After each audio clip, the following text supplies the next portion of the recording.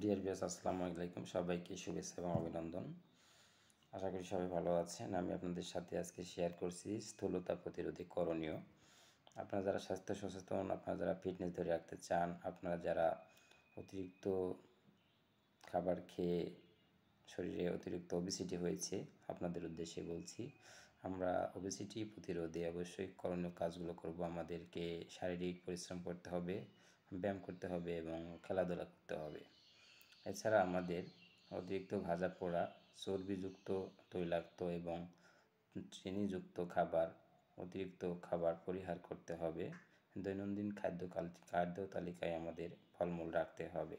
এছাড়া বিভিন্ন প্রকার কোমল পানীয় যেগুলো আমরা গ্রহণ করে থাকি, সে সকল কোমল পানীয় সেবন থেকে বিরত থাকতে হবে।